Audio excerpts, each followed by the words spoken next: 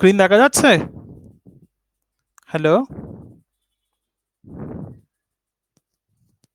স্ক্রিনটা হ্যাঁ, স্লাইড দেখা যাচ্ছে? স্লাইড? স্লাইড দেখা যাচ্ছে? ঠিক আছে। আমি একটু দেখে নেই। কে জয়েন করেছে একটু দেখে নেই। স্নেহা আছে, সন্ধিতা আছে, রিমা আছে। ওরা যদি জয়েন করে ওরা জয়েন করে যাবে। আমি স্টার্ট করি?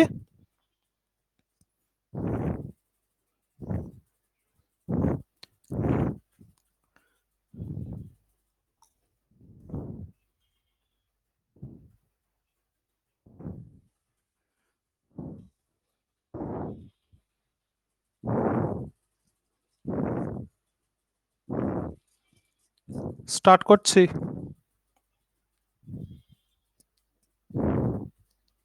একটু বল স্নেহা একটু বল তো স্টার্ট করব? আচ্ছা আয়েশা, আয়েশা দেখি। আয়েশাকে জয়েন করে দিই। আয়েশাকে জয়েন করে নিই।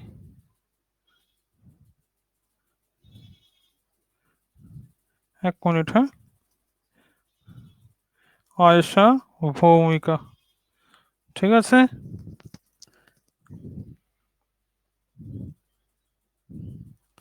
আয়েশা জয়েন হয়েছিস?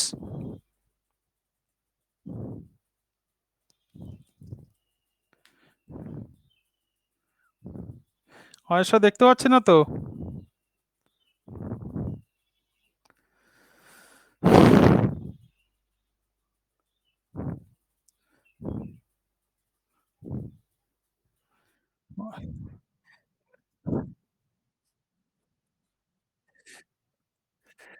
ও দেখ, ওর হয়ে যাবে, আমি ওকে জয়েন করে নিয়েছি। ওকে করে নিয়েছি, ঠিক আছে। আয়েশা হয়েছে তো? দাঁড়াও একবার দেখে। হ্যাঁ, এই তো ভৌমিকা জয়েন হয়ে গেছে তো।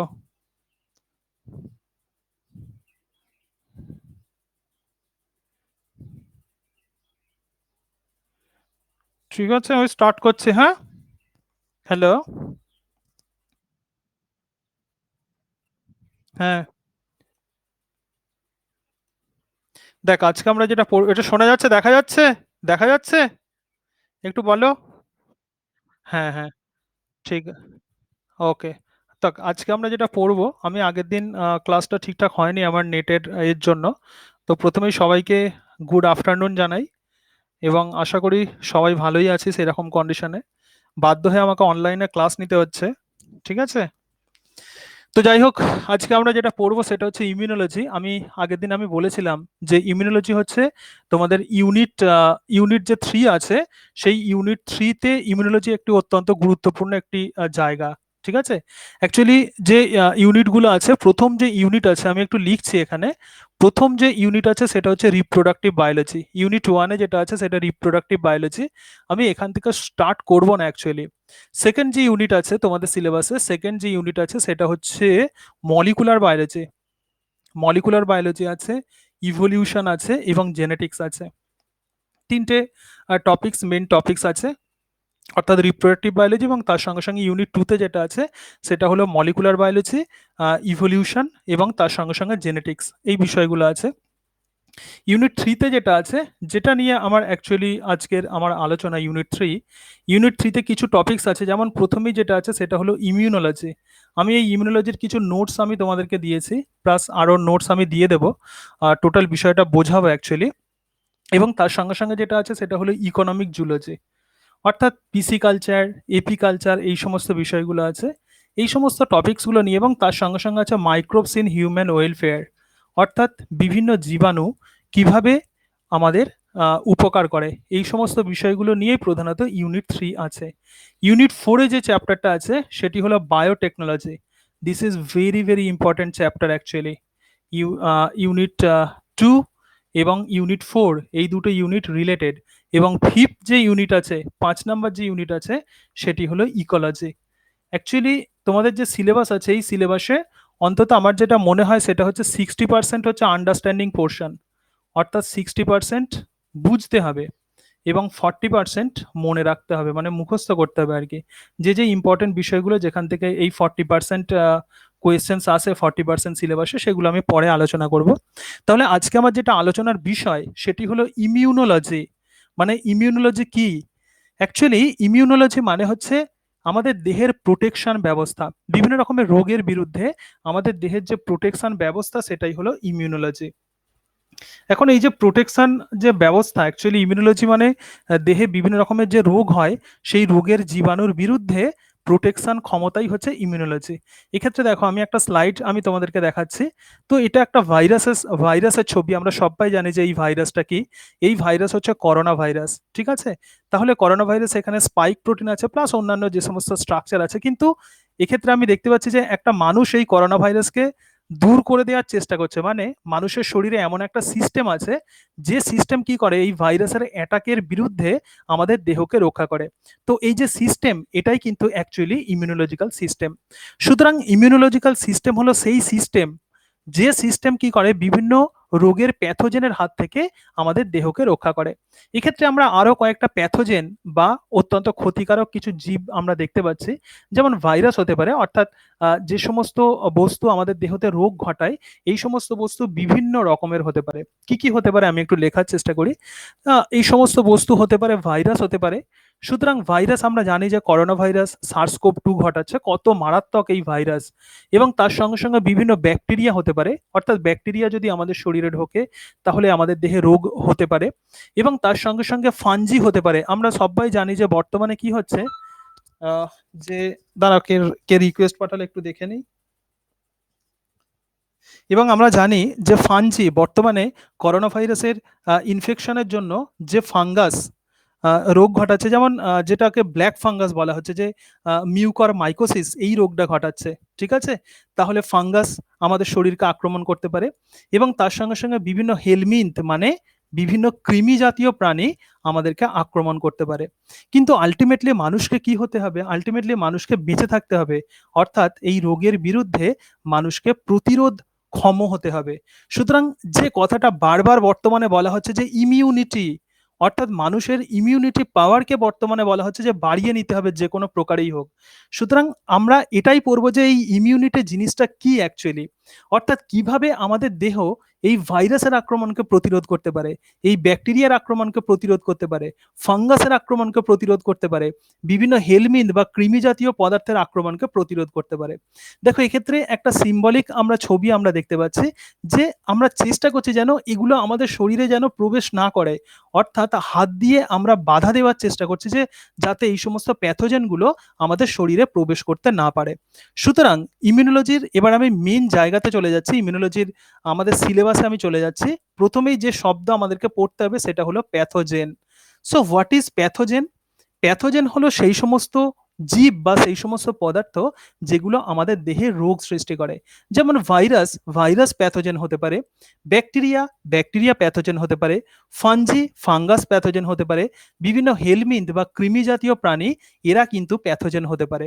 সুতরাং এই প্যাথোজেনের হাত থেকে দেহকে রক্ষা করবে যে সিস্টেম সেটাই হলো ইমিউনোলজিক্যাল সিস্টেম। তাহলে প্যাথোজেনের হাত থেকে দেহকে কোন সিস্টেম রক্ষা করবে? Immunological system. This is very very important. Okay, actually আমরা কি করি, আমরা যে জায়গায় বাস করি সেখানে হচ্ছে স্ট্রিম অফ দিস প্যাথোজেন।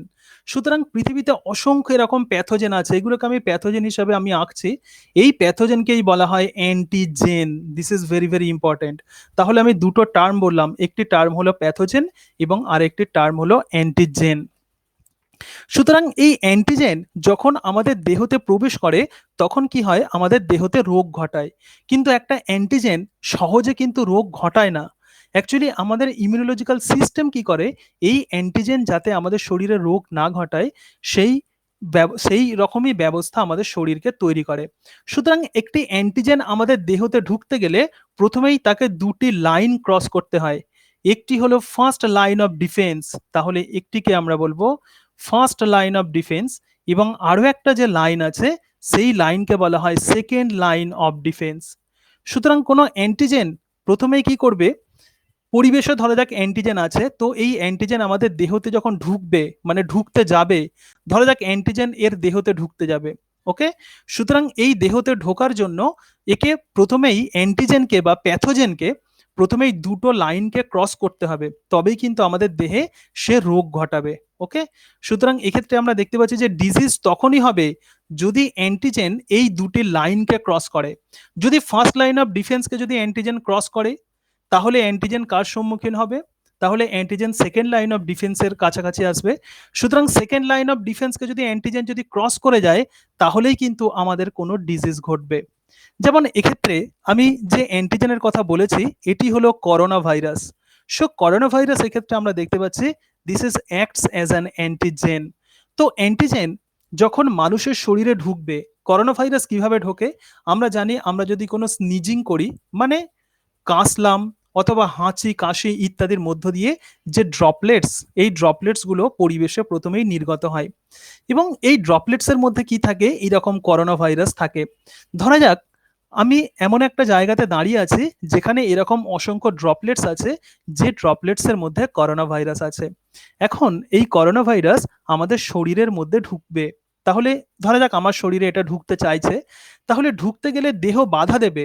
প্রথম যে বাধা আসবে সেটাই হলো ফার্স্ট লাইন অফ ডিফেন্স, এবং সেকেন্ড যে বাধা আসবে সেটা হলো সেকেন্ড লাইন অফ ডিফেন্স। এবং করোনা ভাইরাস প্রধানত এই লাইন অফ ডিফেন্সেই সাধারণত মারা যায়। কিন্তু যাদের ক্ষেত্রে এই দুটো ডিফেন্স শক্তিশালী নয়, দ্যাট মিন্স যাদের ক্ষেত্রে ইমিউনিটি পাওয়ার দুর্বল, তাদেরই কিন্তু করোনা ভাইরাস আক্রমণ করবে এবং তারাই কিন্তু সার্স কোভ টু এই রোগে আক্রান্ত হবে। সুতরাং আমাদের দেহ সবসময় চেষ্টা করে যাতে এই সমস্ত প্যাথোজেনগুলো, যাতে এই সমস্ত অ্যান্টিজেনগুলো, যাতে করোনা ভাইরাসের মতো অত্যন্ত ভয়ঙ্কর এই জীবাণু আমাদের শরীরে যাতে রোগ সৃষ্টি না করে, সেই জন্য আমাদের দেহের ডিফেন্স সবসময় চেষ্টা করে। তাহলে আমাদের দেহের ডিফেন্সের দুটি লাইন থাকে, একটি হলো ফার্স্ট লাইন অফ ডিফেন্স এবং আরও একটা হলো সেকেন্ড লাইন অফ ডিফেন্স। আমাদেরকে পড়তে হবে এই ফার্স্ট লাইন অফ ডিফেন্স এবং সেকেন্ড লাইন অফ ডিফেন্স, এই দুটি ডিফেন্স অ্যাকচুয়ালি কি কি নিয়ে গঠিত। ওকে, তাহলে এই বিষয়টা বুঝতে পেরেছো আশা করি। একটু আমাকে রিপ্লাই করো কেউ যদি, কারো যদি কোনো অসুবিধা হয়।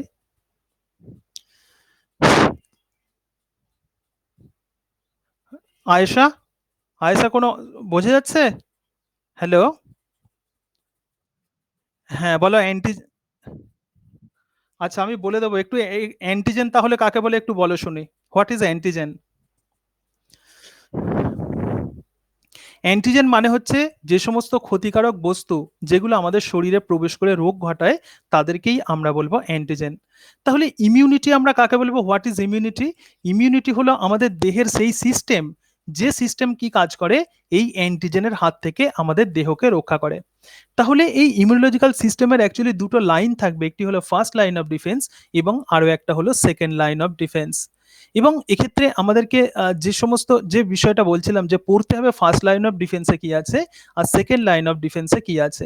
এবার দেখো এক্ষেত্রে আমি একটি ডায়াগ্রাম আমি তোমাদেরকে দেখাবো। এই ডায়াগ্রামে আমরা দেখব যে ইমিউনোলজিক্যাল সিস্টেম অ্যাকচুয়ালি কত রকম ভাগে বিভক্ত।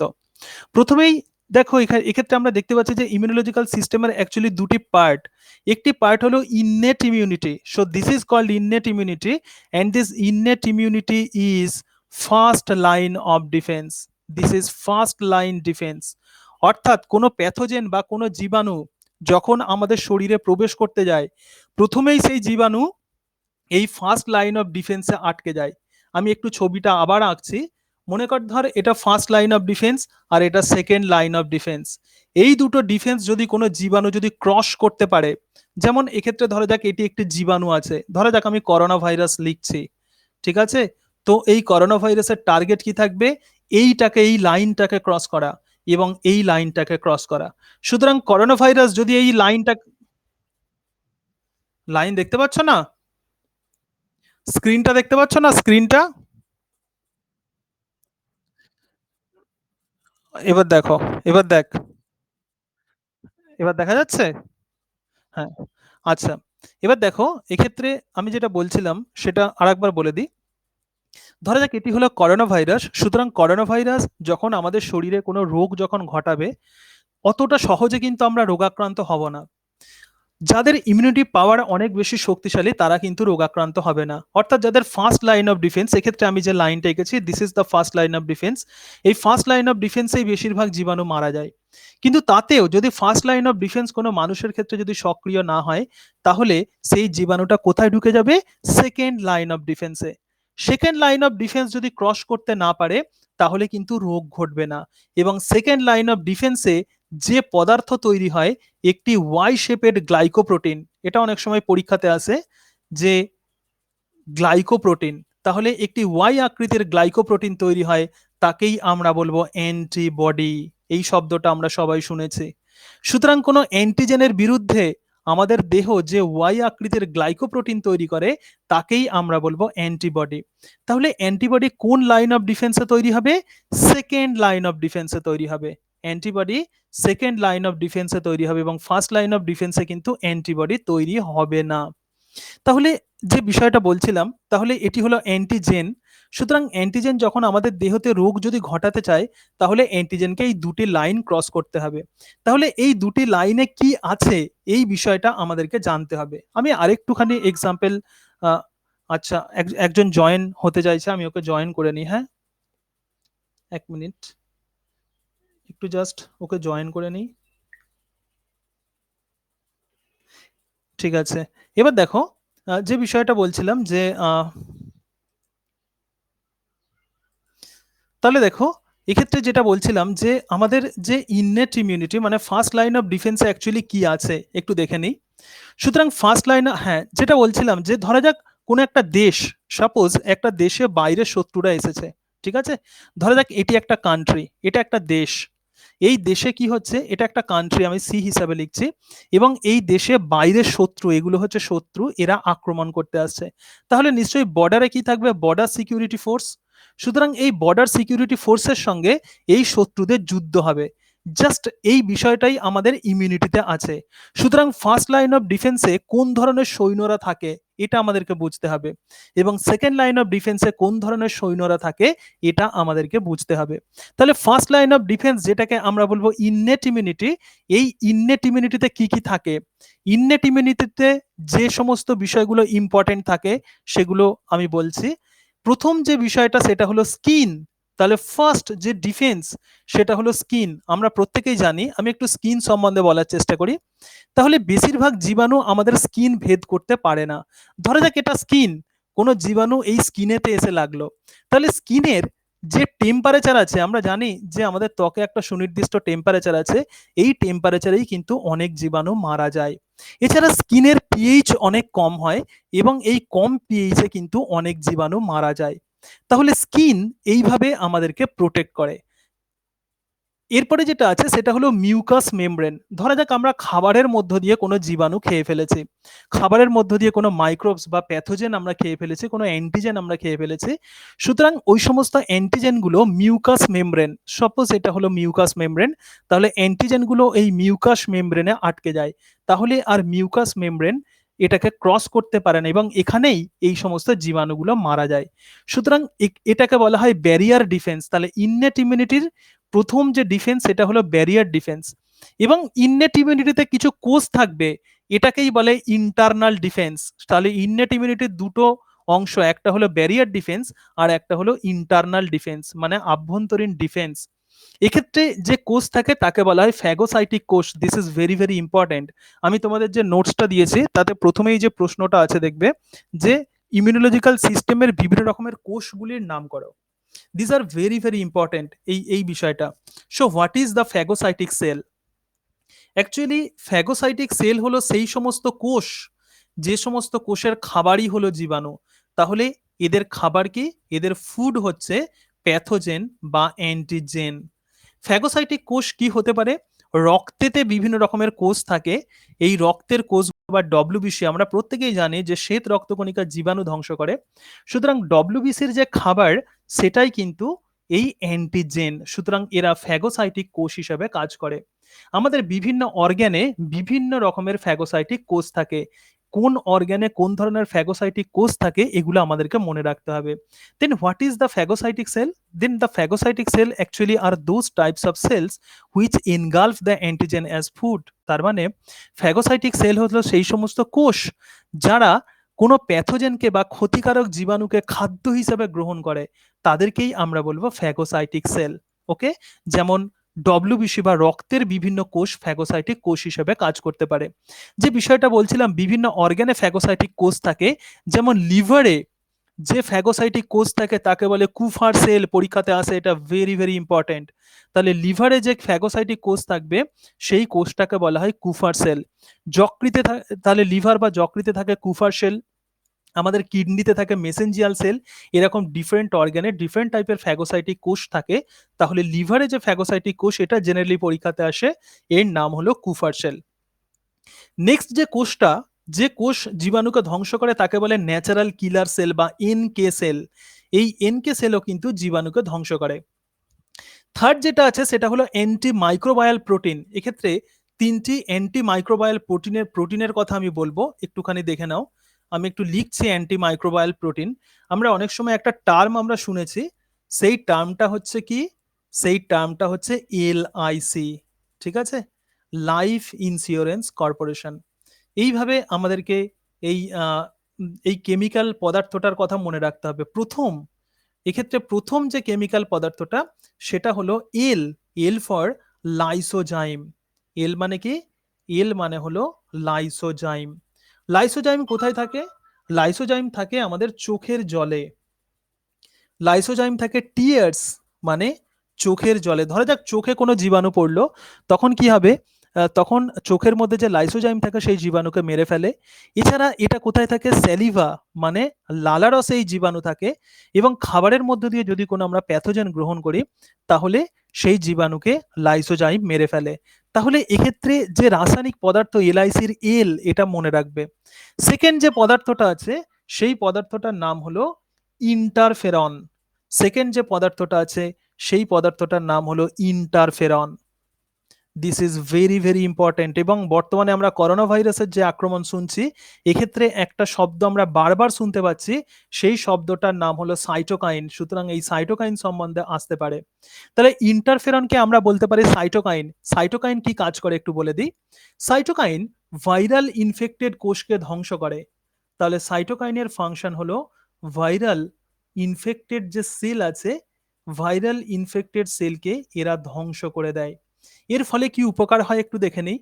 ধরা যাক এটি একটি সেল আছে এবং এই সেলের মধ্যে করোনা ভাইরাস ঢুকে গেছে, ঠিক আছে, এই সেলের মধ্যে কি হয়ে গেছে? করোনা ভাইরাস ঢুকে গেছে। তাহলে এই সেলটাকে যদি আমরা কোনোভাবে মেরে ফেলতে পারি, এই সেলটাকে যদি কোনোভাবে মেরে ফেলতে পারি, তাহলে ভাইরাসগুলোও কিন্তু মারা যাবে। তাহলে এক্ষেত্রে কি হবে? এক্ষেত্রে আমাদের দেহ অনেকটা প্রোটেক্টেড হয়ে যাবে। So this is the function of cytokine or interferon. Third যে কেমিক্যাল পদার্থটা আছে এই পদার্থটার নাম হলো কমপ্লিমেন্ট। এই পদার্থটার নাম কি? এই পদার্থটার নাম হচ্ছে কমপ্লিমেন্ট। কমপ্লিমেন্ট কি কাজ করে? রক্তে বা ব্লাডে 20 রকমের প্রোটিন থাকে। ব্লাডে 20 টাইপস অফ প্রোটিন থাকবে, 20 টাইপসের প্রোটিন থাকে। এই 20 রকমের যে প্রোটিন, এই 20 রকমের প্রোটিনকে বলা হয় কমপ্লিমেন্ট। তাহলে রক্তে 20 রকমের প্রোটিন থাকে, তাকে আমরা বলবো কমপ্লিমেন্ট। এই কমপ্লিমেন্ট একটা পদার্থ উৎপন্ন করে, সেই পদার্থটার নাম হচ্ছে ম্যাক, মানে মেমব্রেন অ্যাটাক কমপ্লেক্স। এই ম্যাক ব্যাকটেরিয়াকে ধ্বংস করে। এই ম্যাক কাকে ধ্বংস করবে? ব্যাকটেরিয়াকে ধ্বংস করে। তাহলে এরকম ভাবে আমাদের ফার্স্ট লাইন অফ ডিফেন্স কাজ করে। আমি আবার একবার তোমাদেরকে ছবিটা দেখিয়ে আবার টোটাল বিষয়টা বলে দিই। দেখো, innate immunity is the first line of defence. So you can see this is the first line of defence. So first of all কোনো অ্যান্টিজেন যখন আমাদের দেহতে ঢুকতে যাবে তখন তাকে এই লাইন অফ ডিফেন্সকে ক্রস করতে হবে। ইননেট ইমিউনিটিতে যেটা আছে সেটা হলো স্কিন। স্কিনের কথা আমি বলেছি, স্কিনে একটি নর্মাল টেম্পারেচার থাকে, যে নর্মাল টেম্পারেচারে অসংখ্য জীবাণু মারা যায়। সেকেন্ড যেটা আছে সেটা হলো মিউকাস মেমব্রেন। আমরা জানি যে মুখ থেকে মিউকাস নিঃসৃত হয়, নাকেতে মিউকাস থাকে। সুতরাং এই মিউকাস পর্দার মধ্যে অসংখ্য ভাইরাস, জীবাণু আটকে যায়। যেমন করোনা ভাইরাস যদি নাকের মধ্য দিয়ে ঢোকে, আমাদের নাকেতে যে মিউকাস বা তরল পদার্থ আছে সেই তরল পদার্থে তারা আটকে যায়, তার ফলে অনেক সময় নাক দিয়ে ঢুকতে পারে না। যাদের ক্ষেত্রে অবশ্যই ইমিউনিটি পাওয়ার শক্তিশালী তাদের ক্ষেত্রে এই ঘটনাটা ঘটবে। এবং থার্ড যেটা আছে সেটা হলো সিক্রেশন। সিক্রেশনের কথা আমি তোমাদেরকে বললাম। সিক্রেশন 3 রকমের সিক্রেশন হবে। কি কি সিক্রেশন হবে? এলআইসি দিয়ে মনে রাখতে বলেছিলাম, লাইসোজাইম, ইন্টারফেরন এবং কমপ্লিমেন্ট। লাইসোজাইম কি কাজ করবে? টিয়ার্স এবং স্যালিভাতে থাকে। ইন্টারফেরন সাইটোকাইন ভাইরাল ইনফেক্টেড সেলকে ধ্বংস করবে। এবং কমপ্লিমেন্ট মানে রক্তে 20 রকমের কমপ্লিমেন্ট প্রোটিন থাকে, যে প্রোটিনগুলো মেমব্রেন অ্যাটাক কমপ্লেক্স তৈরি করে, যেটা ব্যাকটেরিয়ার মেমব্রেন বা পর্দাকে ধ্বংস করে দেয়। সুতরাং এগুলো নিয়েই তৈরি হয় আমাদের innate immunity. Second line of defence, যে line of defence, second line of defence যেটা থাকবে সেটা হলো অ্যাডাপটিভ ইমিউনিটি, বা এটাকে আমরা বলবো অ্যাকোয়ার্ড ইমিউনিটি। এবং অ্যাকোয়ার্ড ইমিউনিটির দুটি ভাগ আছে, একটি হলো হিউমারাল ইমিউনিটি এবং আরো একটা হলো সেল মিডিয়েটেড ইমিউনিটি। সুতরাং এটি হলো অ্যাকোয়ার্ড ইমিউনিটি বা অ্যাডাপটিভ ইমিউনিটি। এই সম্বন্ধে আমি একটু পরেই আসছি। এবার আমি একটু সেলগুলো আমি একটু দেখিয়ে দিই। ঠিক আছে, সেলগুলোকে আমি একটু দেখিয়ে দিই। এবার বলো কারোর কোনো সমস্যা আছে কিনা যেগুলো বললাম? একটু বলো, কেউ কোনো জায়গা যদি বুঝতে না পারো তাহলে বলো। ভৌমিকা বলো। হ্যালো। হ্যাঁ বলো, সাইটোকাইনের কাজ কি? What is the function of cytokine? Cytokine কি কাজ করে? কোনো ভাইরাল ইনফেক্টেড কোষকে ধ্বংস করে, এগুলো পরীক্ষাতে আসে। হ্যাঁ, সাইটোকাইনের কাজ। কমপ্লিমেন্টের কাজ কি? কমপ্লিমেন্ট থেকে মেমব্রেন অ্যাটাক। আচ্ছা, কমপ্লিমেন্টের কাজ, তাই তো? ওটা যাচ্ছিলাম, বলছিলাম তো। আচ্ছা, তবু আমি আরেকবার যাচ্ছি কমপ্লিমেন্টের কাজ। কমপ্লিমেন্টের কাজে আরেকবার চলে যাই। কমপ্লিমেন্ট, রক্তের মধ্যে ২০ রকমের প্রোটিন থাকে, তাকে আমরা বলবো কমপ্লিমেন্ট প্রোটিন। এই কমপ্লিমেন্ট একটা পদার্থ তৈরি করে, তার নাম হচ্ছে ম্যাক, মানে মেমব্রেন অ্যাটাক কমপ্লেক্স। এই মেমব্রেন অ্যাটাক কমপ্লেক্স ব্যাকটেরিয়ার কোষ প্রাচীরকে ধ্বংস করে দেয়। তার ফলে কোনো ব্যাকটেরিয়া যদি আমাদের শরীরে প্রবেশ করে তাহলে সেই ব্যাকটেরিয়া মারা যায়। ঠিক আছে? So this is the function of complement. পরীক্ষাতে আসে এটা। হয়েছে? ঠিক আছে? এটা বুঝতে পেরেছো কমপ্লিমেন্টের ফাংশন? আর বলো, আর যদি কারো কোনো অসুবিধা থাকে, আর বলো। না, কমপ্লিমেন্ট ভাইরাসের কিছু করতে পারে না। কমপ্লিমেন্ট যেটা করে সেটা হচ্ছে ব্যাকটেরিয়াকে ধ্বংস করে। ঠিক আছে? ভাইরাসকে যেটা ধ্বংস করে কি বললাম? সাইটোকাইন। এই শব্দগুলো বারবার তোমরা কাগজে শুনতে পাবে। সাইটোকাইন স্টর্ম হচ্ছে। ঠিক আছে? তাহলে সাইটোকাইন কি হয়? ভাইরাল ইনফেক্টেড কোষকে ধ্বংস করে দেয়। আর বলো, আর কোনো সমস্যা আছে কিনা? আচ্ছা, লিভারে কোন ধরনের ম্যাক্রোফাজ থাকে? লিভারে, হ্যাঁ, লিভারে থাকে কুফার সেল। কুফার সেল কি করে? ফ্যাগোসাইটোসিস পদ্ধতিতে জীবাণুকে ধ্বংস করে। ঠিক আছে? আচ্ছা, তাহলে এরপরে আমি পরের স্লাইডে চলে যাই। এবার দেখো, এক্ষেত্রে আমি যে ছবি আমি তোমাদেরকে দেখাচ্ছি, এক্ষেত্রে ইমিউনোলজিক্যাল সিস্টেমের কিছু সেল আমি তোমাদেরকে এক্ষেত্রে দেখাচ্ছি। তো ফার্স্ট অফ অল ধরা যাক কোনো মাইক্রোবস, ধরা যাক আমি করোনা ভাইরাসের কথাই বলছি। এই microbes, corona virus, corona virus আমাদের শরীরে ঢুকতে যাচ্ছে, তাহলে প্রথমেই এপিথেলিয়াল কোষে বাধাপ্রাপ্ত হবে। ঠিক আছে? অর্থাৎ স্কিন, মিউকাস মেমব্রেন ইত্যাদি এগুলোতে বাধাপ্রাপ্ত হবে। এবং ফ্যাগোসাইটোসিস, এটা ইননেট ইমিউনিটি। সুতরাং ফ্যাগোসাইটিক কোষ, যে কোষটার কথা বলছিলাম, যাদের খাবারই হচ্ছে জীবাণু, তারা কি করে? জীবাণুকে খেয়ে নেয়। এছাড়া আরো এক রকমের কোষ আছে, তাকে বলে ডেনড্রাইটিক সেল। এছাড়া ন্যাচারাল কিলার সেল এবং কমপ্লিমেন্ট প্রোটিনকে অনেকটা এরকম দেখতে লাগে। কমপ্লিমেন্ট প্রোটিন ব্যাকটেরিয়াকে ধ্বংস করে। তাহলে এগুলো হচ্ছে ডায়াগ্রাম। ইননেট ইমিউনিটি এর হচ্ছে, ইননেট ইমিউনিটিতে যে সমস্ত কোষগুলো অংশ নেয় তাদের ডায়াগ্রাম হচ্ছে এটা। ঠিক আছে? এরপরে আমরা যেটা দেখব সেটা হলো অ্যাডাপটিভ ইমিউনিটি। এই প্রসঙ্গে একটা কথা বলি, ইননেট ইমিউনিটির বৈশিষ্ট্য কি? What are the characteristics of innate immunity? Innate immunity হলো নন স্পেসিফিক ইমিউনিটি। ইননেট ইমিউনিটিকে কি বলবো আমরা? Non specific immunity. অর্থাৎ ইননেট ইমিউনিটি যে কোনো ধরনের জীবাণুর বিরুদ্ধে কাজ করে। Innate immunity is non specific, অর্থাৎ যে কোনো জীবাণুর বিরুদ্ধে ইননেট ইমিউনিটি কাজ করে। This is very very very very important. ঠিক আছে? কিন্তু অ্যাডাপটিভ ইমিউনিটি হচ্ছে স্পেসিফিক। অ্যাডাপটিভ ইমিউনিটিকে কি বলবো আমরা? Specific immunity. স্পেসিফিক অ্যান্টিজেনের বিরুদ্ধেই স্পেসিফিক অ্যান্টিবডি তৈরি হয়। যেমন করোনা ভাইরাস যদি শরীরে ঢোকে, একমাত্র করোনা ভাইরাসের অ্যান্টিবডি করোনা ভাইরাসকে ধ্বংস করতে পারে। যেমন যে রোগটার কথা আমরা বারবার পড়ছি সেটা হচ্ছে যে ব্ল্যাক ফাঙ্গাল ডিজিজ, যাকে আমরা বলছি মিউকার মাইকোসিস। সুতরাং মিউকার মাইকোসিস ডিজিজের জন্য কেবলমাত্র মিউকার মাইকোসিসেরই অ্যান্টিবডি ধ্বংস হয়। কিন্তু ইননেট ইমিউনিটি এই দুটো অ্যান্টিজেনের বিরুদ্ধেই কাজ করে। যেমন ইননেট ইমিউনিটি করোনা ভাইরাসের বিরুদ্ধেও যেমন কাজ করবে, তার সঙ্গে সঙ্গে ব্ল্যাক ফাঙ্গাল ডিজিজ বা মিউকার মাইকোসিসের বিরুদ্ধেও কাজ করবে। কিন্তু এক্ষেত্রে যে অ্যান্টিবডি তৈরি হয়, অ্যাডাপটিভ ইমিউনিটিতে যে অ্যান্টিবডি তৈরি হয়, করোনা ভাইরাসের জন্য নির্দিষ্ট অ্যান্টিবডি তৈরি করতে হবে।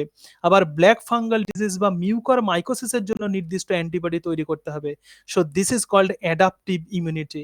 অ্যাকচুয়ালি এই যে অ্যান্টিবডির কথা বললাম, এই অ্যান্টিবডিগুলো অ্যান্টিজেনের সঙ্গে যুক্ত হয় এবং অ্যান্টিজেনের সঙ্গে যুক্ত হয়ে অ্যান্টিবডি এই অ্যান্টিজেনগুলোকে ধ্বংস করে ফেলে।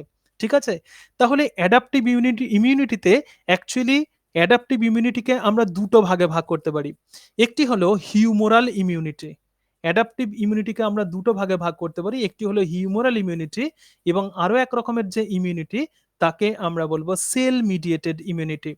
এবং হিউমোরাল ইমিউনিটিতে যে কোষ অংশ নেয় তাকে বলে বি লিম্ফোসাইট এবং সেল মিডিয়েটেড ইমিউনিটিতে যে কোষ অংশ নেয় সেটা হলো টি লিম্ফোসাইট। তাহলে এই ডায়াগ্রামে তোমরা দেখতে পাচ্ছ যে ডিফারেন্ট টাইপের সেল যেগুলো সবসময় আমাদের দেহকে প্রোটেকশন দেয়। তাহলে ইমিউনিটি পাওয়ার মানে কি? কোনো মানুষের ইমিউনিটি পাওয়ার অনেক বেশি মানে কি? কোনো মানুষের ইমিউনিটি পাওয়ার অনেক বেশি মানে এই সমস্ত কোষগুলো সেই সমস্ত মানুষের ক্ষেত্রে অনেক বেশি শক্তিশালী। সাপোজ আমি এখনো পর্যন্ত করোনা ভাইরাসে আক্রান্ত হইনি, কিন্তু অন্যান্য অনেক লোক করোনা ভাইরাসে আক্রান্ত হয়েছে, but I am also staying with the stream of this corona virus. মানে কিন্তু আমি সবসময় যখনই বাইরে যাই তখনই করোনা ভাইরাস কিন্তু শরীরের ভেতরে ঢোকে। তাহলে নিশ্চয়ই আমার কোষগুলো এক্ষেত্রে অনেক বেশি শক্তিশালী অন্যান্য লোকের তুলনায়, সেই জন্য আমার ইমিউনিটি পাওয়ার অনেক বেশি। আমার এপিথেলিয়াল কোষ শক্তিশালী, সেই জন্য দেহের মধ্যে করোনা ভাইরাস সহ অন্যান্য অ্যান্টিজেন ঢুকতে পারছে না। ফ্যাগোসাইটিক কোষ শক্তিশালী, কারণ ফ্যাগোসাইটোসিস পদ্ধতিতে করোনা ভাইরাস যদি ঢুকেও যায় ফ্যাগোসাইটিক কোষ তাদেরকে খেয়ে নেয়। ডেনড্রাইটিক কোষ শক্তিশালী, সেটাও করোনা ভাইরাসকে ধ্বংস করে ফেলে। কমপ্লিমেন্ট শক্তিশালী, ন্যাচারাল কিলার সেল শক্তিশালী। তাহলে যাদের ক্ষেত্রে এগুলো শক্তিশালী নয় তাদের ক্ষেত্রে এবার কি হবে? Corona virus second line of ডিফেন্সে চলে আসবে। তাদের অ্যান্টিবডি যদি প্রপার তৈরি হয়ে যায়, ভ্যাকসিনেশনের মধ্য দিয়ে যদি অ্যান্টিবডি আমরা যদি তৈরি করে ফেলতে পারি, তাহলে সেকেন্ড লাইন অফ ডিফেন্সে করোনা ভাইরাসকে আমরা প্রতিরোধ করতে পারবো। কিন্তু এক্ষেত্রে কি হয়? যাদের ক্ষেত্রে এই অ্যান্টিবডি তৈরি হয়নি, যারা ভ্যাকসিন নেয়নি এখনো পর্যন্ত, যে সমস্ত বয়স্ক লোক, তারা কি হবে? সহজেই করোনা ভাইরাসে আক্রান্ত হবে। ঠিক আছে? সুতরাং নির্দিষ্ট প্যাথোজেনের বিরুদ্ধে যে যে অ্যান্টিবডি তৈরি হওয়ার যে পদ্ধতি তাকেই আমরা বলবো অ্যাডাপটিভ ইমিউনিটি। এটা সবাই বুঝতে পেরেছো তো? আচ্ছা, এবারে আমি একটু প্রশ্ন করি, বলো অ্যাডাপটিভ ইমিউনিটি আর ইননেট ইমিউনিটি এই দুটোর মধ্যে পার্থক্য কি? ইননেট মানে সহজাত আর অ্যাডাপটিভ মানে অর্জিত। এই দুটোর মধ্যে প্রধান পার্থক্য কি? কে বলতে পারে দেখি?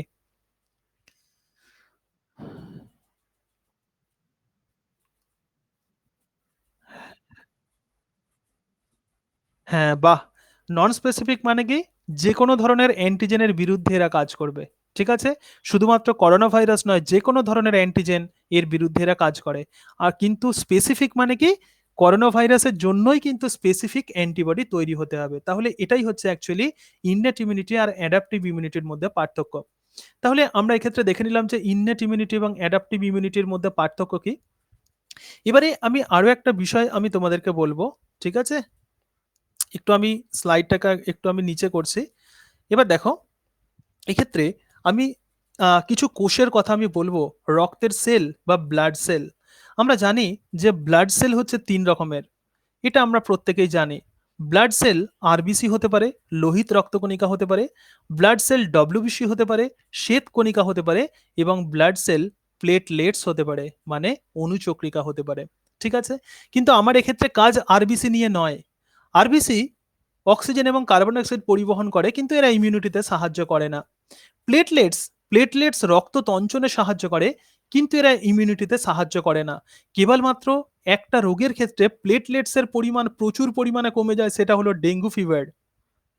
অর্থাৎ ডেঙ্গু রোগে প্লেটলেটস বা অণুচক্রিকার পরিমাণ প্রচুর কমে যায়। বাট প্লেটলেটস ডাইরেক্টলি কিন্তু ইমিউনোলজিক্যাল সিস্টেমে অংশ নেয় না। কিন্তু ডব্লিউবিসি, যার কথা বলছিলাম, যে শ্বেত রক্তকণিকা, আমরা খুব ছোট থেকেই পড়েছি যে শ্বেত রক্তকণিকা জীবাণু ধ্বংস করে। অ্যাকচুয়ালি শ্বেত রক্তকণিকাকে আমরা দুটো ভাগে ভাগ করতে পারি। একটি হলো লিম্ফোসাইট এবং আরো একটা হলো মোনোসাইট। সরি, এক্ষেত্রে লিম্ফোসাইট মনোসাইট না, বলছি শ্বেত রক্তকণিকাকে একটু মুছে ফেলছে। হ্যাঁ, জাস্ট এ মিনিট। ঠিক আছে, একটু আমি লেখার চেষ্টা করি। আর ডব্লিউবিসি অ্যাকচুয়ালি দু রকমের হতে পারে। একটি হলো অ্যাগ্র্যানিউলোসাইট, মানে যে সমস্ত ডব্লিউবিসিতে কোনো দানা থাকে না, এবং সেকেন্ড যে টাইপ সেটা হলো গ্র্যানিউলোসাইট, অর্থাৎ দানাদার শ্বেত রক্তকণিকা। অ্যাগ্র্যানিউলোসাইটের মধ্যে কিছু কোষ আছে যে সমস্ত কোষগুলো অত্যন্ত গুরুত্বপূর্ণ। একটি হলো লিম্ফোসাইট, যার কথা আমি বারবার বলছিলাম যে lymphocyte, B lymphocyte, T lymphocyte, লিম্ফোসাইটের কথা বারবার আসছিলাম। এবং আগ্রানুলোসাইট, আরো এক রকমের আগ্রানিউলোসাইট বা অদানাদার শ্বেতকণিকা আছে, তাকে বলে মোনোসাইট। গ্র্যানিউলোসাইট ৩ রকমের: নিউট্রোফিল, গ্র্যানুলোসাইট ৩ রকমের, নিউট্রোফিল এবং গ্র্যানুলোসাইট ইওসিনোফিল এবং আরেক রকমের গ্র্যানুলোসাইট আছে, তাকে আমরা বলবো ব্যাসোফিল। ওকে? So there are present 3 types of granulocyte: neutrophil, eosinophil and basophil. And agranulocyte are 2 types: the lymphocyte and the monocyte. এক্ষেত্রে আমি যে ছকটা আঁকবো এটা পরীক্ষার সময় আমাদের অনেক সময় প্রচুর গুলিয়ে যায়, প্রচুর স্টুডেন্টসরা অনেক ভুল করে। সেটা হচ্ছে যে রক্তের কোন কোষ অ্যাকচুয়ালি কোন কাজ করে। This is very important. এবং ইমিউনোলজিক্যাল সিস্টেমে যখন পরীক্ষাতে আসে ইমিউনোলজিক্যাল সিস্টেম থেকে প্রশ্ন, এখান থেকে কিন্তু ১ টা ২ টো কোয়েশ্চেনস দেয়া হয়। ওকে? তো এবার বলে দিই যে লিম্ফোসাইট অ্যাকচুয়ালি কি কাজ করে, আমি একটু লেখার চেষ্টা করি। অ্যাকচুয়ালি লিম্ফোসাইট ২ রকমের হয়। একটি হলো বি লিম্ফোসাইট। লিম্ফোসাইট ২ রকমের হয়। একটি হলো বি লিম্ফোসাইট এবং আরেকটা হলো টি লিম্ফোসাইট। ওকে? বি লিম্ফোসাইট অ্যাকচুয়ালি অ্যান্টিবডি তৈরি করে। সো বি লিম্ফোসাইট কি তৈরি করবে? আমি প্রথমেই যেটা বলছিলাম যে ওয়াই আকৃতির যে গ্লাইকোপ্রোটিন, সুতরাং বি লিম্ফোসাইট অ্যান্টিবডি তৈরি করে। এই ধরনের যে ইমিউনিটি, তাকে আমরা বলবো হিউমোরাল ইমিউনিটি বা রস ভিত্তিক অনাক্রমতা। টি লিম্ফোসাইট আবার ২ রকমের হয়, হেল্পার টি সেল এবং সাইটোটক্সিক টি সেল। এরা যেটা তৈরি করে সেটা হলো সেল মিডিয়েটেড ইমিউনিটি, মানে কোষ ভিত্তিক অনাক্রমতা। এবং এই দুটো টাইপের যে ইমিউনিটি, এটাই হলো অ্যাকচুয়ালি অ্যাডাপটিভ ইমিউনিটি। এটাই হলো actually second line of defence. এটাই হলো অ্যাকচুয়ালি অর্জিত অনাক্রমতা। ওকে? তাহলে দেখো ডব্লিউবিসি ২ রকমের হবে, আগ্রানুলোসাইট এবং গ্র্যানুলোসাইট। আগ্রানুলোসাইটের মধ্যে ভি লিম্ফোসাইট এবং টি লিম্ফোসাইট। এর মধ্যে বি লিম্ফোসাইট রসভিত্তিক অনাক্রমতা ঘটায় এবং টি লিম্ফোসাইট কোষভিত্তিক অনাক্রমতা ঘটায়। এবং এই রসভিত্তিক এবং এই কোষভিত্তিক যে অনাক্রমতা, এটাকেই আমরা বলবো অ্যাডাপটিভ ইমিউনিটি। মোনোসাইট এবং নিউট্রোফিল এরা অ্যাকচুয়ালি ফ্যাগোসাইটিক সেল, মানে এরা ইননেট ইমিউনিটিতে চলে যাচ্ছে। তাহলে এরা কি করে? এদের খাবারই কিন্তু জীবাণু, যেটা বলছিলাম যে যকৃতের মধ্যে মনোসাইট, নিউট্রোফিল এগুলো থাকে। অ্যাকচুয়ালি মনোসাইট থেকে ম্যাক্রোফাজ তৈরি হয়। সুতরাং মনোসাইট এবং নিউট্রোফিল হলো ফ্যাগোসাইটিক সেল। ইওসিনোফিল এবং basophil, what will be the function of this eosinophil and basophil? এরা অ্যালার্জি প্রতিরোধ করে। এরা কি প্রতিরোধ করবে? অ্যালার্জি প্রিভেন্ট করে এরা। সুতরাং এরা একটা রাসায়নিক পদার্থ নিঃসরণ করে, সেই রাসায়নিক পদার্থটার নাম হচ্ছে হিস্টামিন। হিস্টামিন ক্ষরণ করে বেসোফিল প্রকৃতির শ্বেতকণিকা অ্যালার্জি প্রতিরোধ করে। তাহলে এই যে লেখাটা আমি লিখলাম, অ্যাকচুয়ালি আমরা প্রত্যেকেই জানি যে ডব্লিউবিসি সাধারণত কোনো না কোনোভাবে জীবাণু ধ্বংস করে। সুতরাং ডব্লিউবিসির আন্ডারে লিম্ফোসাইট প্রকৃতির শ্বেতকণিকা অর্জিত অনাক্রমতায় অংশ নেয় এবং মোনোসাইট সহ অন্যান্য শ্বেতকণিকা এরা প্রধানত ইননেট ইমিউনিটিতে অংশ নেয়। এবং লিম্ফোসাইটের মধ্যে বি লিম্ফোসাইট রসভিত্তিক অনাক্রমতাতে অংশ নেয় এবং টি লিম্ফোসাইট কোষভিত্তিক অনাক্রমতাতে অংশ নেয়। মোনোসাইট এবং নিউট্রোফিল ফ্যাগোসাইটিক সেল, ইওসিনোফিল এবং বেসোফিল এরা প্রধানত অ্যালার্জি প্রতিরোধ করে। তাহলে আশা করি রক্তের বিভিন্ন কোষগুলো সম্বন্ধে তোমরা বুঝতে পেরেছো। ঠিক আছে? আচ্ছা, এবার একটু বলো ফ্যাগোসাইটিক কোষ অ্যাকচুয়ালি রক্তের কোন কোষ? কে বলতে পারে দেখি? রক্তের কোন কোষ ফ্যাগোসাইটিক কোষ? আমি একটু স্লাইডটা দেখাচ্ছি, একটু দেখে বলো। রক্তের কোন কোষ ফ্যাগোসাইটিক সেল? বলো। মোনোসাইট আর নিউট্রোফিল হলো ফ্যাগোসাইটিক সেল। ওকে। আচ্ছা, আর একটা প্রশ্ন করি, সেটা হলো হিউমোরাল বা রসভিত্তিক অনাক্রমতা কোন ধরনের কোষ করে? না, বি লিম্ফোসাইট রসভিত্তিক। হ্যাঁ, বি লিম্ফোসাইট। আর টি লিম্ফোসাইট কি কাজ করবে?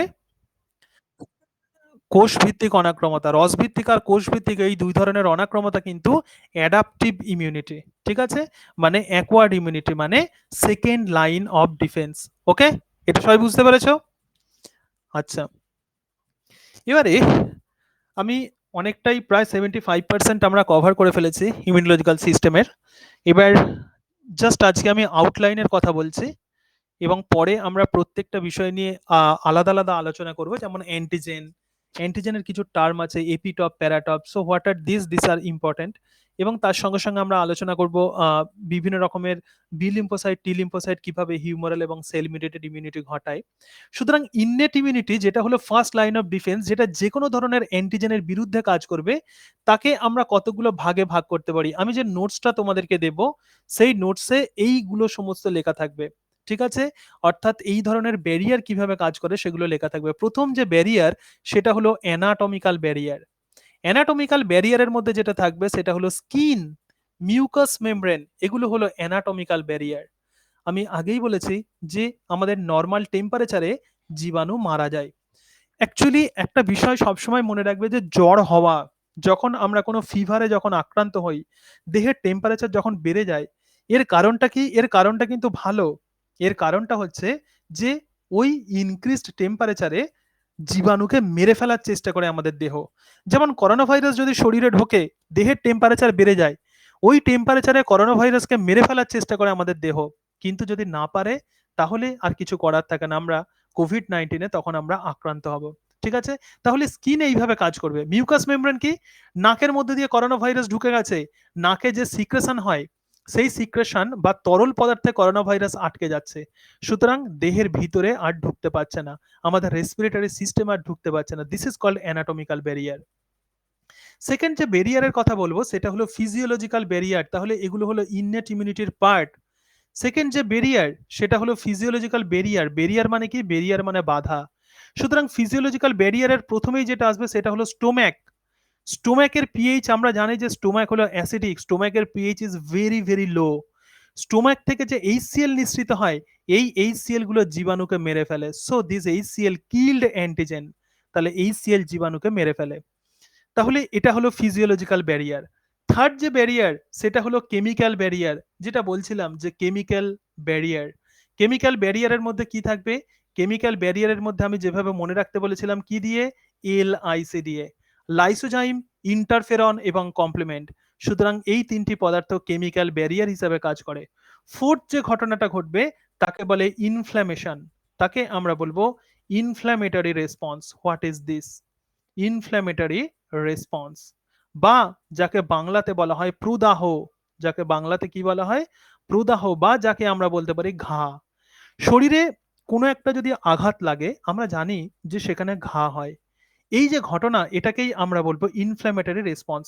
ধরা যাক এটা আমাদের স্কিন, এবং এই স্কিনের মধ্যে কেউ হয়তো কোনো আঘাত করেছে, এটা হচ্ছে আঘাত।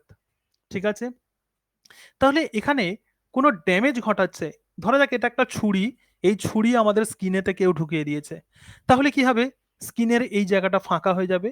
যদি ফাঁকা হয়ে যায়, তখন রক্তের কোষগুলো এখান দিয়ে নিশ্চয়ই তখন জীবাণু ঢুকবে।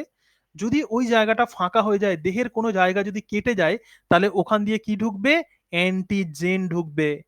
তাহলে এই জায়গা দিয়ে অ্যান্টিজেন ঢুকবে। কিন্তু এই অ্যান্টিজেনকে মেরে ফেলতে হবে। এইটা মেরে ফেলার জন্য কি হবে? এই জায়গাটায় তখন ফ্যাগোসাইটিক কোষ আসবে। এই ফ্যাগোসাইটিক কোষ কি হবে? এই ফ্যাগোসাইটিক কোষ মনোসাইট হতে পারে, এটা নিউট্রোফিল হতে পারে, অথবা এটা ম্যাক্রোফাজ হতে পারে। ম্যাক্রো মানে বড়, আর ফাজ মানে ফ্যাগোসাইটিক কোষ যেটা অনেক বড়। তাহলে এই ম্যাক্রোফাজ এসে এই অ্যান্টিজেনগুলোকে খেয়ে নেবে। তাহলে এই অ্যান্টিজেনগুলোকে সব এসে খেয়ে নেবে। This is called inflammatory response. তাহলে আমাদের ইননেট ইমিউনিটি অ্যাকচুয়ালি এরকম ভাবে কাজ করে। এগুলো হলো ইননেট ইমিউনিটির বিভিন্ন পার্থক্য। এটা এই এই লেখাগুলো আমি অবশ্যই তোমাদেরকে দিয়ে দেবো। সুতরাং এই সম্বন্ধে অত মানে চিন্তার কোনো ব্যাপার নেই। এই লেখাগুলো আমি তোমাদেরকে দিয়ে দেবো। ইননেট ইমিউনিটি, অ্যাডাপটিভ ইমিউনিটি, এই বিষয়গুলো। ঠিক আছে? এবারে আরেকটা বিষয় আমি বলে দিই, সেটা হলো অ্যাডাপটিভ ইমিউনিটির। তাহলে ইননেট ইমিউনিটিতে আমরা দেখে নিলাম। এবার আমি চলে আসি অ্যাডাপটিভ ইমিউনিটি। নেক্সট চলে আসবো অ্যাডাপটিভ ইমিউনিটি। তাহলে অ্যাডাপটিভ ইমিউনিটি দু রকমের হতে পারে। একটি হলো হিউমোরাল ইমিউনিটি, মানে রসভিত্তিক অনাক্রমতা। আর একটি হলো সেল মিডিয়েটেড ইমিউনিটি, মানে কোষ ভিত্তিক অনাক্রমতা। এবং হিউমোরাল ইমিউনিটিতে কে সাহায্য করবে? B lymphocyte. হিউমোরাল ইমিউনিটিতে কে সাহায্য করবে? B lymphocyte. বি লিম্ফোসাইট কি কাজ করে? বি লিম্ফোসাইট অসংখ্য অ্যান্টিবডি তৈরি করে। This is the function of B lymphocyte. Cell mediated ইমিউনিটিতে কেউ অংশ নেবে? সেল মিডিয়েটেড ইমিউনিটিতে অংশ নেবে টি সেল। টি সেল দু রকমের হয়।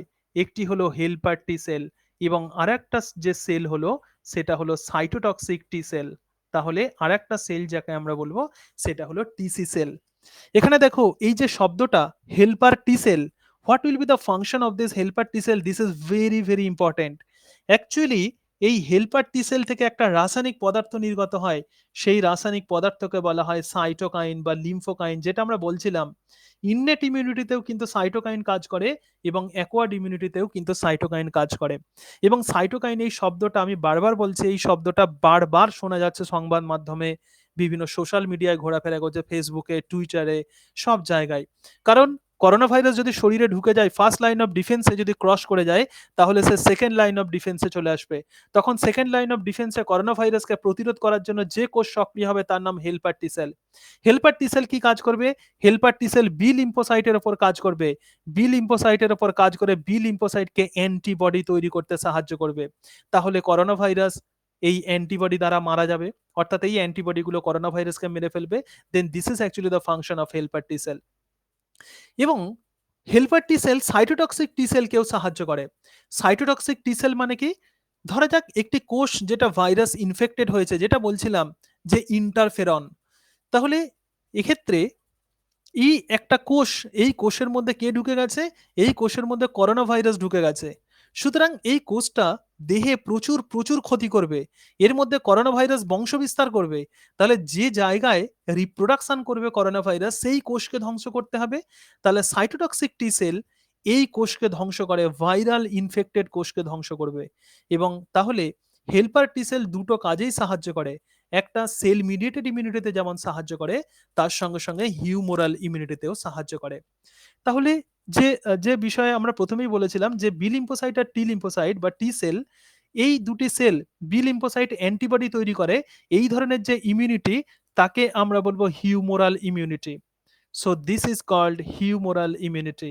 এবং এটাকে আমরা বলবো সেল মিডিয়েটেড ইমিউনিটি। তাহলে সেল মিডিয়েটেড ইমিউনিটিতে হেল্পার টি সেল হিউমারাল ইমিউনিটিতেও যেমন সাহায্য করে, তেমন সাইটোটক্সিক টি সেলের উপরেও কাজ করে। সাইটোটক্সিক টি সেলকে কোনো ভাইরাল ইনফেক্টেড কোষকে ধ্বংস করতে সাহায্য করে। এক্ষেত্রে একদম শেষ একটা কথা বলে আমি আজকের পড়া আমি শেষ করব।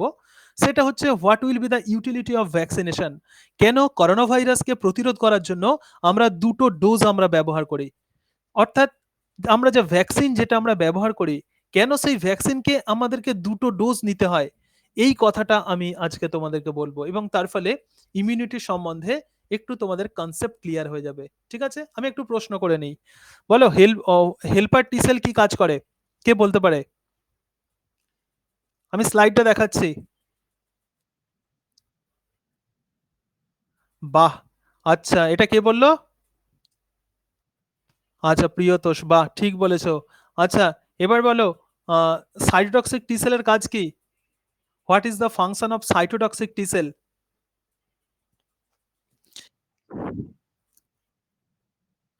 হ্যাঁ, ভাইরাল ইনফেক্টেড কোনো কোষকে সাইটোটক্সিক টি সেল ধ্বংস করে ফেলে। অ্যান্টিবডি কোন ধরনের কোষ তৈরি করে? অ্যান্টিবডি, বলো স্নেহা। অ্যান্টিবডি কে? অ্যান্টিবডি কোন কোষ তৈরি করে? বলো। দেখাচ্ছি আমি, হ্যাঁ, স্লাইডটা দেখাবো। ওকে, স্লাইডটা দেখাচ্ছি, দেখো, বলো। ইয়েস, বি লিম্ফোসাইট কোষ সিনথেসাইজ অ্যান্টিবডি। অ্যান্টিবডির রাসায়নিক প্রকৃতি কি? What is the chemical nature of antibody? ভালো করে মনে করার চেষ্টা করো। আমি প্রোটিন বলেছিলাম, রসভিত্তিক, কিন্তু ওর রাসায়নিক প্রকৃতি কি? অ্যান্টিবডির রাসায়নিক প্রকৃতি কি? অ্যান্টিবডির রাসায়নিক প্রকৃতি হচ্ছে গ্লাইকোপ্রোটিন জাতীয়। অ্যান্টিবডি কোন জাতীয়? গ্লাইকোপ্রোটিন জাতীয়। ঠিক আছে? এই প্রশ্নগুলো কিন্তু ইম্পর্টেন্ট। এগুলোই জেনারেলি পরীক্ষাতে দেয়। যে প্রশ্নগুলো পরীক্ষাতে দেয় আমি সেগুলো বলছি। ঠিক আছে?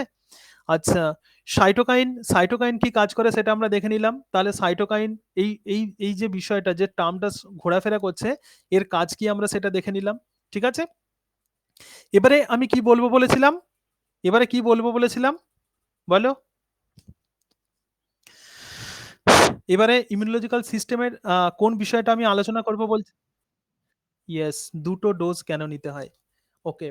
তাহলে যখন কোনো ভাইরাস আমাদের শরীরের ভেতরে ঢোকে, আমি করোনা ভাইরাসকে নিয়ে এই কারণের জন্যই আলোচনা করছি। কারণ যেহেতু করোনা ভাইরাস বর্তমানে আমরা প্রত্যেকেই জানি যে মানুষকে প্রচন্ড পরিমাণে অস্বস্তিকর সিচুয়েশন, আমাদের এই অনলাইন ক্লাসেরও কারণটাই হচ্ছে করোনা ভাইরাস। তাহলে করোনা ভাইরাসকে প্রতিরোধ করার জন্য আমরা কেন ২ টি ডোজ আমরা কেন নেব? এর কারণ হচ্ছে অ্যাডাপটিভ ইমিউনিটি। যে সমস্ত মানুষের ক্ষেত্রে corona virus innate immunity cross করে গেছে এবং অ্যাডাপটিভ ইমিউনিটিতে সে যখন পড়েছে করোনা ভাইরাস, তখন কি করবে? অ্যাডাপটিভ ইমিউনিটি অ্যান্টিবডি তৈরি করে অ্যাকচুয়ালি করোনা ভাইরাসকে ধ্বংস করার চেষ্টা করে। তাহলে অ্যান্টিবডির টার্গেটই থাকে এটা যে অ্যান্টিজেনকে ধ্বংস করা। Then what is antibody actually? Antibody হলো সেই সমস্ত গ্লাইকোপ্রোটিন যারা অ্যান্টিজেনকে ধ্বংস করে, তাদেরকেই আমরা বলবো অ্যান্টিবডি। অ্যান্টিজেন কাকে বলে? অ্যান্টিজেন হলো সেই সমস্ত বহিরাগত প্রোটিন, সেই সমস্ত বহিরাগত পদার্থ, যে সমস্ত বহিরাগত পদার্থ আমাদের দেহে রোগ ঘটায়, যে সমস্ত পদার্থ আমাদের দেহে রোগ ঘটায় তাকেই আমরা বলবো অ্যান্টিজেন। ওকে?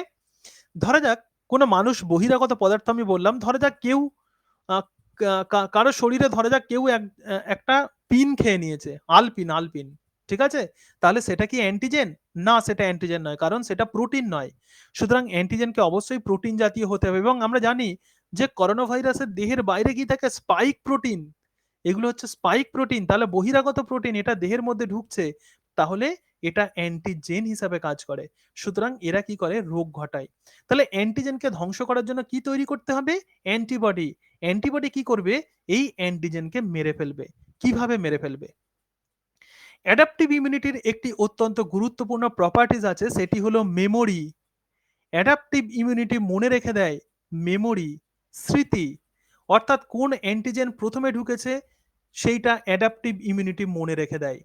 ধরা যাক কোনো একটা মানুষ, ধরা যাক এটা একটা মানুষ, আমি একটা ছবি আঁকছি একটা মানুষের, জাস্ট বোঝানোর জন্য ছবি আঁকছি।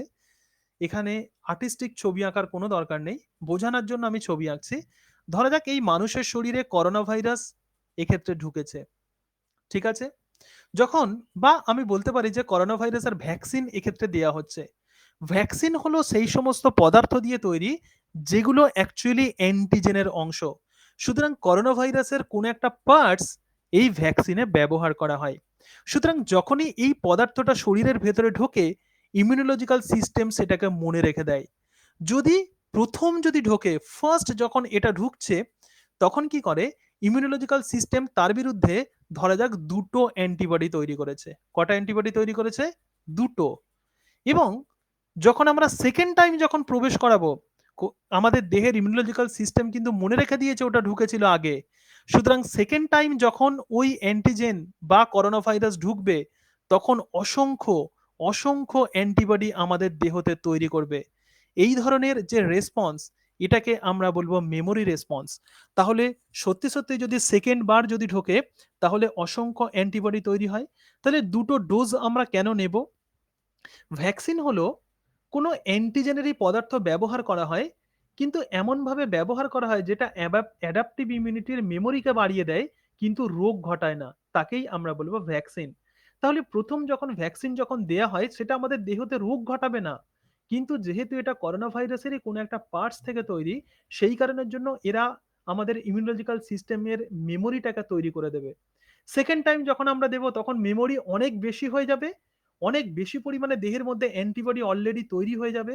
এবার সত্যিই যদি অরিজিনালি যদি করোনা ভাইরাস ঢোকে, তখন যতই ঢুকুক না কেন এই সমস্ত অ্যান্টিবডিগুলো সঙ্গে সেই ভাইরাসগুলোকে মেরে ফেলবে। এবং সেই জন্যই ভ্যাকসিনেশন প্রোগ্রামে ২ টো ডোজ বর্তমানে ব্যবহার করা হচ্ছে। ঠিক আছে? তাহলে করোনা ভাইরাসের ভ্যাকসিনেশন প্রোগ্রামে আমরা এই কারণের জন্যই ২ টো ডোজ ব্যবহার করি। কারণ ফার্স্ট ডোজ মেমোরিকে বাড়িয়ে দেবে কিন্তু রোগ ঘটাবে না। ভ্যাকসিন মানে অ্যান্টিজেনের সেই পদার্থ যেটা রোগ ঘটায় না কিন্তু ইমিউনোলজিক্যাল সিস্টেমকে যেটা অ্যাক্টিভেট করে। তাহলে প্রথম ডোজ যখন আমরা দেব, তখন সেটা মনে রেখে দেবে, সামান্য পরিমাণে অ্যান্টিবডি তৈরি হবে। দ্বিতীয় ডোজ যখন দেবো, প্রচুর পরিমাণে দেহের মধ্যে অ্যান্টিবডি অলরেডি তৈরি হয়ে থাকবে। এবার সত্যিই যদি করোনা ভাইরাস ঢোকে, তাহলে সেই অ্যান্টিবডিগুলো সেই করোনা ভাইরাসকে মেরে ফেলবে। ধরা যাক আমি একটা এক্সাম্পল দিচ্ছি। ধরা যাক আমরা কোনো যুদ্ধক্ষেত্রে যুদ্ধ করতে যাচ্ছি। যদি প্রপার যদি অস্ত্র থাকে, ধরা যাক আমার কাছে এক রকমের গান আছে, মানে এক রকমের একটা অস্ত্র আছে, সেই অস্ত্র দিয়ে আমি শত্রুকে যতটা না সহজে, মানে একটা যদি অস্ত্র থাকে শত্রুকে আমি যতটা না সহজে মারতে পারবো, যদি আমার শরীরে ৪-৫ টা যদি অস্ত্র থাকে, ঠিক আছে? ৪-৫ টা যদি ওয়েপন্স থাকে তাহলে কি করব আমরা সহজেই তাকে মেরে ফেলতে পারবো। তরোয়াল আছে, তরোয়াল দিয়ে কেটে ফেলতে পারবো। বন্দুক আছে, বন্দুক দিয়ে গুলি করতে পারবো। অন্য কোনো অস্ত্র আছে সেখান দিয়ে মেরে ফেলতে পারবো। সুতরাং যেকোনো অস্ত্র সহজেই আমরা ব্যবহার করতে পারবো। এখানেও সিমিলার ঘটনা ঘটবে। যদি কম অ্যান্টিবডি থাকে, যদি সত্যিই যদি শত্রু যদি আক্রমণ করে তাহলে যত সহজে না মারতে পারবো, যদি অসংখ্য যদি অস্ত্র থাকে, অসংখ্য যদি অ্যান্টিবডি থাকে তাহলে সহজেই এই শত্রুকে আমরা ধ্বংস করতে পারবো। তাহলে this is actually the utility of vaccination এবং এটাই হচ্ছে করোনা ভাইরাসের যে ভ্যাকসিন এই কারণের জন্যই ২ টো ডোজ দেয়া হয়। কারণ অ্যাডাপটিভ ইমিউনিটির মেমোরিটাকে বাড়িয়ে দেওয়ার জন্য। এবং ভ্যাকসিনকে বলা হয় acquired adaptive acquired adaptive active immunity.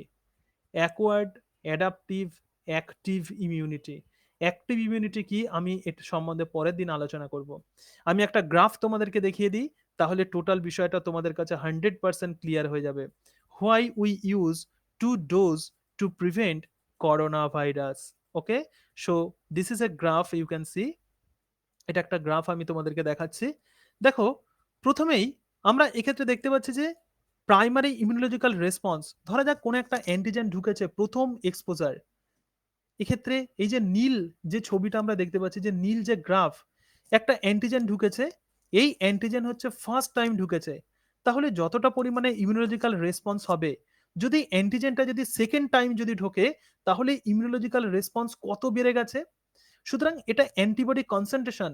তাহলে প্রথম যখন ঢুকবে যতটা না পরিমাণে অ্যান্টিবডি তৈরি হবে, সেকেন্ড টাইম যখন ঢুকবে অসংখ্য পরিমাণে অ্যান্টিবডি তৈরি হবে। This is actually the memory response. এবং এটাই হচ্ছে ইমিউনোলজিক্যাল মানে অ্যাডাপটিভ ইমিউনিটির এটাই হলো অত্যন্ত গুরুত্বপূর্ণ বৈশিষ্ট্য, যে তার রিমার্কেবল মেমোরি। আবার একটা আবার এক্ষেত্রে আরেকটা অ্যান্টিজেনকে এক্ষেত্রে দেখানো হয়েছে, এটা আমার অত জানার দরকার নেই। জাস্ট ধরা যাক এক্ষেত্রে প্রথম করোনা ভাইরাস ঢুকেছে, তাহলে যে পরিমাণে অ্যান্টিবডি তৈরি হবে সেকেন্ড টাইম যদি ঢোকে তাহলে অ্যান্টিবডির পরিমাণ অসংখ্য বেড়ে যাবে। According to the Y axis, along the Y axis, এটা হলো অ্যান্টিবডি কনসেন্ট্রেশন। আর এক্স অ্যাক্সিস ওয়াইজ এক্ষেত্রে ফার্স্ট এক্সপোজার প্রথমে অ্যান্টিজেন দেওয়া হয়েছে, যতটা না পরিমাণে অ্যান্টিবডি তৈরি হয়েছে, যখন সেকেন্ড টাইম যখন আমরা প্রবেশ করাবো সেই অ্যান্টিজেনকে, অনেক বেশি পরিমাণে অ্যান্টিবডি তৈরি হবে। So this is actually occurred due to the presence of remarkable memory in our acquired immunity. ঠিক আছে, এটা সবাই বুঝতে পেরেছো? দেখো, এবার বলো কারোর কোনো প্রশ্ন আছে?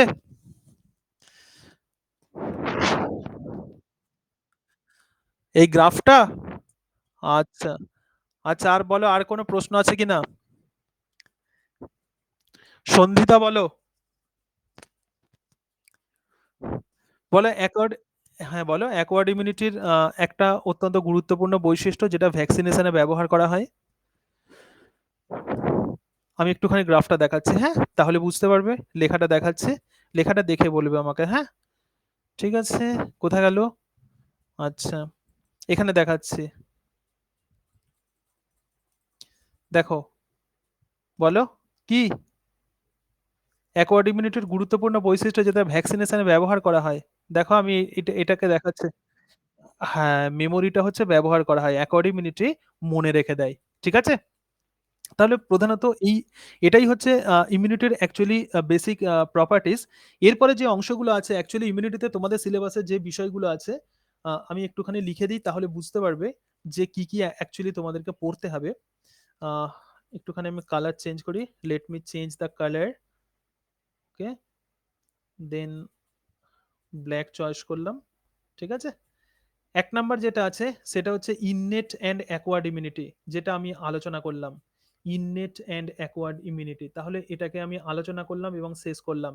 ঠিক আছে, সেকেন্ড যেটা আছে সেটা হচ্ছে সেলস ইন ইমিউনিটি, এটাও আমি আলোচনা করলাম। সেলস ইন ইমিউনিটি হয়েছে। থার্ড যেটা আছে সেটা হচ্ছে অ্যান্টিজেন অ্যান্ড অ্যান্টিবডি, এর পরের দিন আমি অ্যান্টিজেন এবং অ্যান্টিবডি সম্বন্ধে আলোচনা করব। কত রকমের অ্যান্টিবডি আছে, কত রকমের অ্যান্টিজেন আছে, এক্ষেত্রে কিছু টার্ম আছে যেমন এপি টপ কাকে বলে, প্যারাটপ কাকে বলে, অ্যাগ্রিটপ কাকে বলে, এই সমস্ত বিষয়গুলো, এবং তার সঙ্গে সঙ্গে টাইপস অফ অ্যান্টিবডি। মানে অ্যান্টিবডি মোট 5 রকমের আছে, আইজিএ, আইজিজি, আইজিডি, আইজিএম এবং আইজিই। এই 5 রকমের অ্যান্টিবডি কিভাবে কাজ করে এই বিষয়গুলো আমাদেরকে বুঝতে হবে। ফোর্থ যেটা আছে ডক্টর এডওয়ার্ড জেনার আবিষ্কার করেছিলেন, তাকে আমরা বলবো অ্যাডজুভ্যান্ট। কি বলবো, হোয়াট ইজ দিস অ্যাডজুভেন্ট, এই সম্বন্ধে আমরা আলোচনা করব। এবং তার সঙ্গে সঙ্গে লাস্ট যে বিষয়টা আছে সেটা হচ্ছে ভ্যাকসিন, অর্থাৎ বিভিন্ন রোগের বিরুদ্ধে কিভাবে ভ্যাকসিন তৈরি করা হয়, কত রকমের ভ্যাকসিন আছে। আমরা প্রত্যেকেই জানি যে শিশুদেরকে ভ্যাকসিন দেওয়া হয়। যেমন বর্তমানে এটা অনেক সময় পরীক্ষাতে প্রচুর আসে যে পোলিও রোগ সম্পূর্ণরূপে ভ্যাকসিনেশনের মধ্য দিয়ে এরাডিকেটেড করা হয়েছে। এরাডিকেটেড মানে কি, যে রোগকে পুরোপুরিভাবে পৃথিবী থেকে নির্মূল করা সম্ভব হয়েছে সেটা হলো পোলিও রোগ। This is a very very important question. Okay, sometimes it actually comes in your exam, and so the polio is a type of disease which is totally eradicated from the world. মানে পৃথিবী থেকে সম্পূর্ণরূপে এই polio রোগটাকে নির্মূল করা সম্ভব হয়েছে through the vaccination programme. এবং আমরা আশা করি যে করোনা ভাইরাসকেও কিন্তু আমরা সম্পূর্ণরূপে নির্মূল করতে পারবো থ্রু দ্য ভ্যাকসিনেশন প্রোগ্রাম। সুতরাং যখনই আমাদের সুযোগ আসবে কিন্তু আমাদেরকে ভ্যাকসিন নিয়ে নিতে হবে। ভ্যাকসিনই একমাত্র করোনা ভাইরাসের প্রতিরোধ মানে করোনা ভাইরাসকে একমাত্র ভ্যাকসিনেশনের মধ্য দিয়েই আমরা প্রতিরোধ করতে পারি। এর জন্য মেডিসিনস কিন্তু অতটা বেশি ইমপ্লিমেন্ট হবে না, হয়তো হবে। তাহলে তাই যদি হতো তাহলে কিন্তু এইচআইভি রোগ কবে প্রতিরোধ করে ফেলতাম আমরা। ঠিক আছে? তাহলে এইচআইভির ভ্যাকসিন এখনো পর্যন্ত মানুষ আবিষ্কার করার চেষ্টা করছে কিন্তু এখনো পারছে না। কিন্তু করোনা ভাইরাসের ভ্যাকসিন আবিষ্কার হয়ে গেছে, অনেক রকমের ভ্যাকসিন আছে, কোভিশিল্ড আছে, কোভ্যাক্সিন আছে, অ্যাস্ট্রাজেনেকা ভ্যাকসিন আছে, ডিফারেন্ট টাইপ অফ ভ্যাকসিনস আর they are available in the market against the corona virus. But একমাত্র করোনা ভাইরাসকে প্রতিরোধ করার উপায়ই হচ্ছে ভ্যাকসিন। সুতরাং এই ভ্যাকসিন কিভাবে তৈরি করা হয়, কত রকমের ভ্যাকসিন আছে, এই বিষয়গুলো নিয়েই আমাদের সিলেবাসের এই অংশটা। এবং আরেকটা টপিকস আমরা পড়বো সেটা হচ্ছে এলাইজা আর রিয়া, এনজাইম লিঙ্কড ইমিউনোসরবেন্টাসে এবং রেডিও ইমিউনো অ্যাসে। এই সমস্ত টপিকসগুলো নিয়েই প্রধানত আমাদের ইমিউনোলজি সিরিজ। তাহলে এক্ষেত্রে আমি কোন কোন বিষয়ে আলোচনা করলাম? Number 1, innate immunity and acquired immunity. Number 2, cells involved in immunity. Just কেবলমাত্র এই দুটো অংশ আমি আলোচনা করেছি এবং আশা করি ইমিউনিটি সম্বন্ধে একটি কনসেপ্ট তোমাদের তৈরি হয়ে গেছে। এর সঙ্গে সঙ্গে আরও একটা ইমিউনিটি আমি পরের দিন আলোচনা করব, সেটি হলো অ্যাক্টিভ আর passive immunity. Active and passive immunity, আমরা প্রত্যেকেই জানি একটা সন্তান তার মাতৃদুগ্ধ পান করে, সুতরাং সেটা কোন ধরনের ইমিউনিটি। এবং আমরা প্রত্যেকেই জানি সাপের বিষের বিরুদ্ধে অ্যান্টিভেনাম ব্যবহার করা হয়, সেটা কোন ধরনের ইমিউনিটি। সুতরাং এই দুটো ইমিউনিটি অর্থাৎ অ্যাক্টিভ বা সক্রিয় এবং প্যাসিভ বা নিষ্ক্রিয় অনাক্রমতা কাকে বলে, এইগুলো নিয়েই অ্যাকচুয়ালি তোমাদের সিলেবাস। ঠিক আছে, তাহলে this is the end of year class. কারোর যদি কোনো প্রশ্ন থাকে then you can ask me any types of questions related to our immunology। বলো, কারোর যদি কোনো প্রশ্ন থাকে, কেউ যদি কোনো জায়গা বুঝতে না পারো তাহলে বলো। স্নেহা, আয়েশা, আচ্ছা, এবার ঠিক আছে তো। হ্যাঁ, এটার উপরে একটা ইউটিউবে ভিডিও আছে কিন্তু ওটা আমি ইংরাজিতে করেছিলাম, আমি বাংলাতে একটা করে আমি দিয়ে দেবো। ঠিক আছে। আ- আর একটা বিষয় বলে দিই, আমি যেগুলো আমি লেখালাম অ্যাকচুয়ালি তারা এটা রেকর্ডিংটা, ঠিক আছে? হ্যাঁ, তাহলে হ্যাঁ, ঠিক আছে। ভালো থাকবে করোনা পরিস্থিতিতে, নিজের যত্ন নেবে, বাড়ির বাইরে বেরোবে না, আর হচ্ছে ফ্রিকোয়েন্টলি হাত, মুখ এইসব ওয়াশ করবে। ঠিক আছে? ওকে। হ্যাঁ, এক্সিট করলাম। হুম।